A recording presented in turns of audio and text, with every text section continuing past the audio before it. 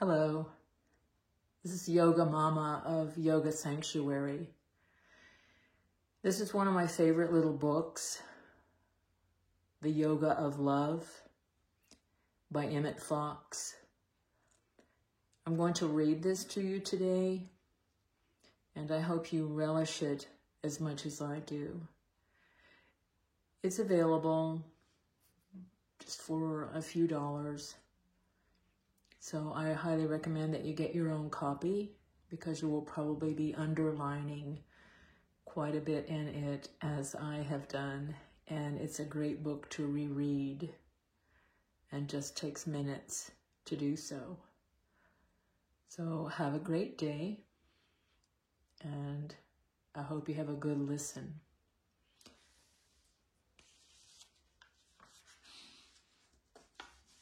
Written in the front of this book, till all that I see is you, till all that I breathe is you, till all that I need is you, pull me closer, God, and take me deeper.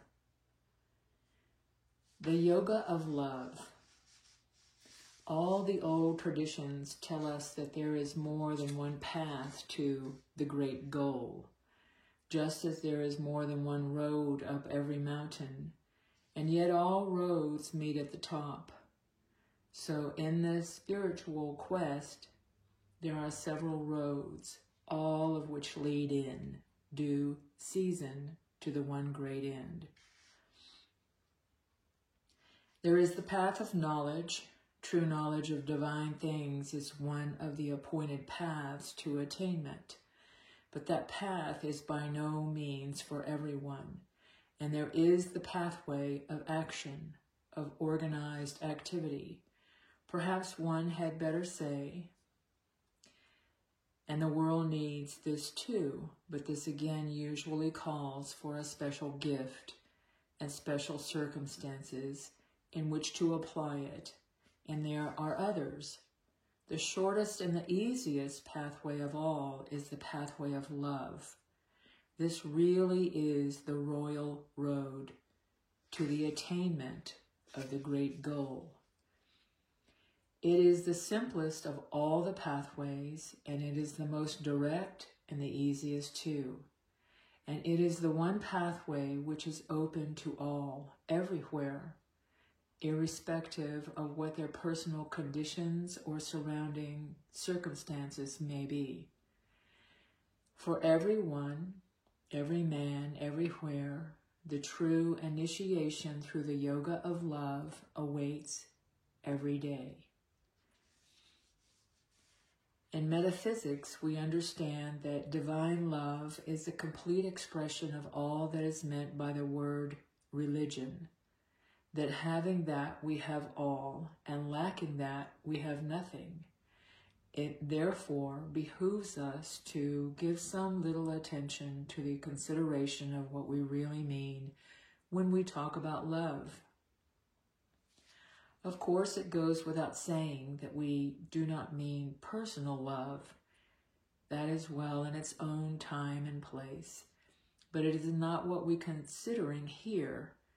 In the Christian teaching, love stands for something much bigger and finer, and more powerful than any merely personal sentiment. Unfortunately, as with many other spiritual ideas, there is no word in the language which is perfectly appropriate to express it. Material language is made to fit material needs, and it simply will not satisfactorily express true spiritual ideas. For these we need the new tongue of which Jesus spoke. We seldom realize, I think, how very much we really are in the hands of the dictionary. We think certain thoughts, we have certain experiences, and then language with its hard and fast boundaries say, you shall not say that wonderful thing. You shall only say this. And we find on paper the pale, lifeless shadow of the thing that came to life in our soul. So there is really no word in modern English to express the true Christian idea of love. Our English Bible uses the word charity, and which no doubt this word fitted the need fairly well hundreds of years ago.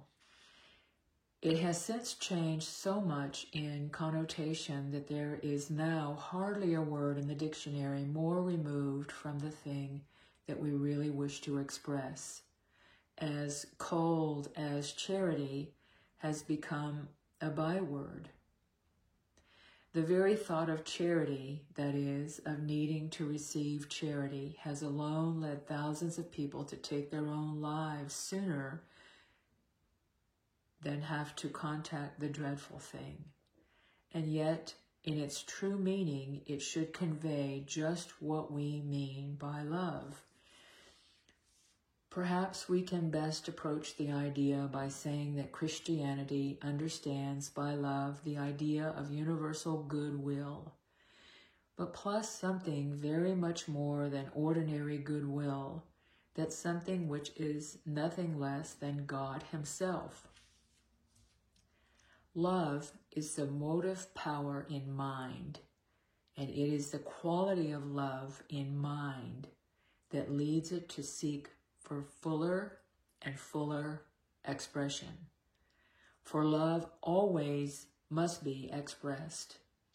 What we call service, to use the term that has happily come into the very general use of late, is really love in action. The principal aspects of God are life, truth, and love. These are the great Trinity in which mind expresses itself, and we shall see in what sense they are one and the same thing. Life is existence, and this is the truth of being. Naturally, life must have free expression, and love is just that very thing. This perfect expression of life. In other words, what we call love is really the full and unrestricted expression of divine life itself. That is why it always means perfect peace, perfect holiness, perfect beauty, perfect joy. And why Jesus said, I am come that they may have life, and that they might have it more abundantly. Now we see why the converse of love is fear, and why fear is the supreme enemy of mankind. Everybody recognizes this fact today. All academic psychology is turning its attention to the overcoming of fear. And most schools of philosophy, too, now teach that fear is the thing that has to be rooted out. And fear turns out to be simply the absence of love. Fear hath torment, but perfect love casteth out fear. The only reason we have any fear at all is because we do not love God enough. If we really loved God one half as much as we love ourselves, of what should we be afraid? A great mystic said, love God and do what you please, knowing that with the love of God in our hearts, our expression could only be perfect.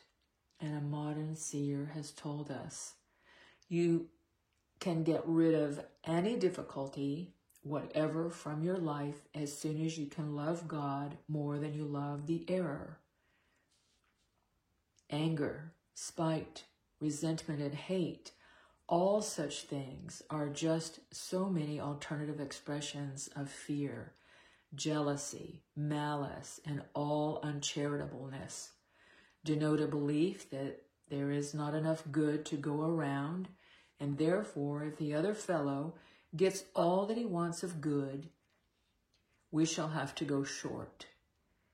And what is this but to constrict the expression of life in one's own soul? If you tie a ligament very tightly around a human limb, you know what happens?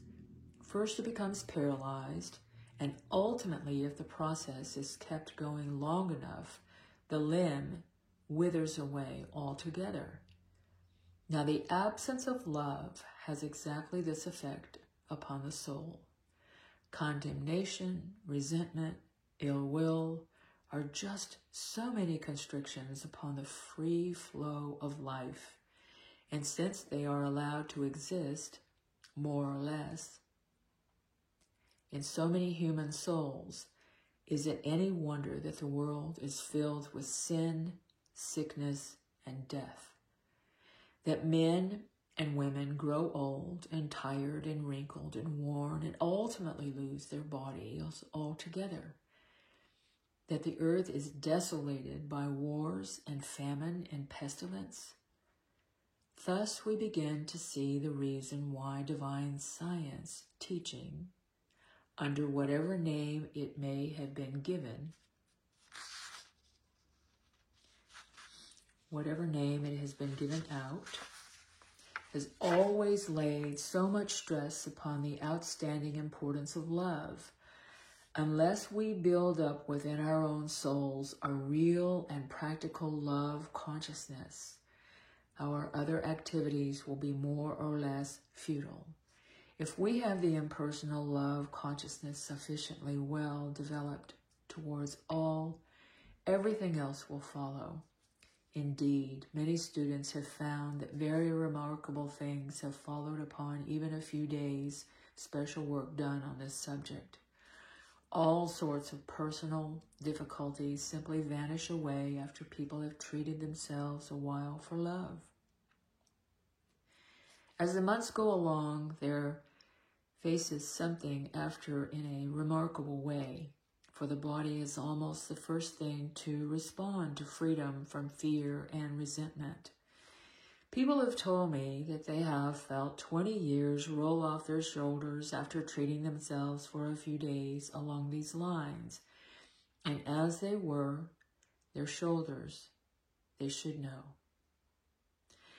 The more you learn of your science, the more meetings you attend, and the more books you read, the more powerful becomes your thought, and the more sensitive your soul.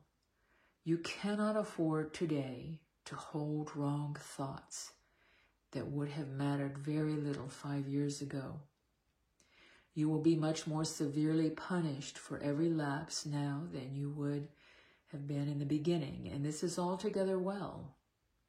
The pathway of love, which is open to everyone in all circumstances, and upon which you may step at any moment, at this moment if you like, requires no formal introduction, has no entrance examination, and no conditions whatsoever.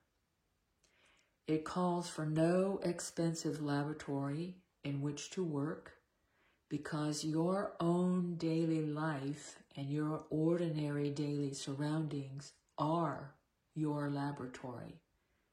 It needs no reference library, no professional training, no external apparatus of any kind. All it does need is that you should begin steadfastly to reject from your mentality every thought of personal condemnation. You must condemn a wrong action, but not the actor of resentment. For old injuries and of everything which is contrary to the law of love, you must not allow yourself to hate either person or group or nation or anything whatever. You must build up by faithful daily exercise the true love consciousness. And then all the rest of divine science will follow upon that. Love will heal you. Love will comfort you. Love will guide you. Love will illumine you. Love will redeem you from sin, sickness, and death, and lead you into the promised land and the place that is altogether lovely. You may say to yourself definitely, my mind is made up. I have measured the undertaking. I have counted the cost, and I am resolved to attain the goal by the yoga of love. I can do this, and I will. Others may pursue knowledge to the farthest reaches of its wondrous growth. Others again may organize great and marvelous enterprises for the benefit and uplifting of humanity. And still others may teach and heal and explore.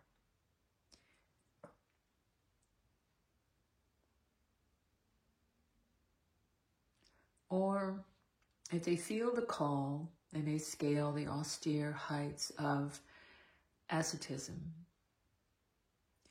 But I have chosen the yoga of love. Henceforth, my field of work is right here in my own consciousness, and all my efforts and energies shall be directed to the cleansing and purifying of that from all that is not love. Moment by moment, day by day, week by week, I shall root out from my own heart every atom of condemnation of my brother man. No matter who or where he may be, or what he may have done, every atom of resentment for any unkindness or injustice that has ever been shown to me or to one that I love, every particle of jealousy of others, however cleverly it may be disguising itself, every smallest thought or feeling, in short, which is not an expression of divine love. My own heart is to be my workshop, my laboratory, my great enterprise and contribution to humanity. This is the yoga of love. And while it requires no equipment beyond the readiness to practice it, yet that readiness is likely to cost so much in the way of effective self-sacrifice that those who truly seek it are comparatively few. It is not only the simplest, it is the greatest of all the paths, great in the magnitude of its individual results, and great in the work that it accomplishes for the whole race. To practice effectively the yoga of love is the quickest way to demonstrate overall your own difficulties. And because your mind is part of the race mind, it is actually quickest and most far-reaching way in which you can elevate the race too. It is the one path that is in practice open for everyone to enter at any moment. Here the isolated student is at no disadvantage as compared with him who can command efficient teaching. Here the poor man has perfect equality with the millionaire, and the dull have exactly the same advantages, no more and no less, as the intellectually brilliant. The plain man earning a modest living in the factory or store can practice the yoga of love right there among the very surroundings in which he finds himself. The housekeeper at home, the sailor on the high seas, the farmer in his field, the nurse or the doctor in the ward, have all around them in their duties the perfect material for the yoga of love. The only question is whether one is really willing to pay the price, is really willing and prepared to put God first. Many waters cannot quench love, neither can the floods drown it. If a man would give all the substance of his house for love, it would utterly be contemned.